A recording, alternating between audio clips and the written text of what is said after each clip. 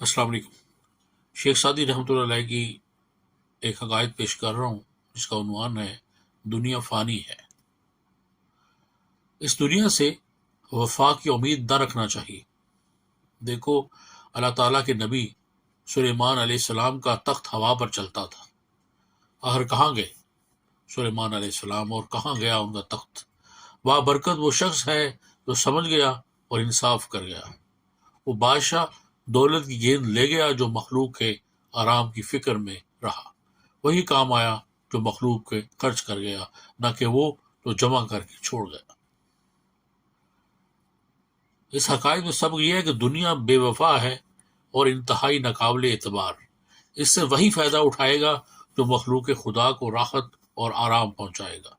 यहाँ जो आया है जाने के लिए ही आया है, ना कि हमेशा रहने के लिए।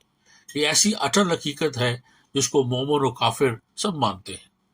इस मजमून की एक इबरतनाक कहानी मुलाजा कीजिए कि एक बेवा औरत का इकलौता लड़का मर गया, लेकिन फर्ते मोहब्बत से वो बेचारी ममता की मारी उसको जिंदा ख्याल करके उसके इलाज की कोशिश में दर बदर मारी फिरती रही। हर चंद कि हुक्मा उसको समझाते कि तुम्हारा लड़का मर चुका है, लेकिन जोशे मोहब्बत में अंधी होने के बायस उसको यकीन ना आता था।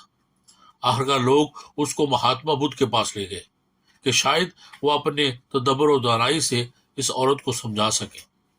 महात्मा बुद्ध ने उसे कहा कि फिल हकीकत तुम्हारा लड़का मर गया है, लेकिन मैं उसको जिंदा जरूर कर सकता हूँ, बशर्त ये कि तू मुझे ऐसे घर से पानी का एक कटोरा ला कर दे जिस घर में कभी कोई आदमी मरा ना हो, ताकि मैं उस पानी पे तेरे बेटे को जिंदा कर सकूं।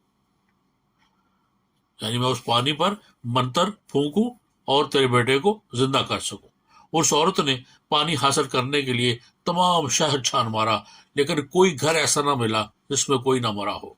बल्कि बहुत से घरों में से तो ये जवाब मिला कि मेरे ज्यादा है और ज्यादा कम है। आखिरकार लाचार और मायूस होकर वो महात्मा बुद्ध के पास वापस आई और अपनी उस कोशिश में नाकाम रहने का माजरा बयान किया। महात्मा ने उससे कहा कि जब तमाम शहर में तुझे एक घर भी ऐसा नहीं मिला कि जिसमें कोई मरा ना हो, तो तू अपने मरे हुए लड़के के जिंदा होने की क्या उम्मीद कर सकती है? इस बात से उस औरत को सब्र और अपने लड़के के मर जाने का यकीन आ गया और उसकी वो तदफीन व तकफीन पर रजामंद हो गई।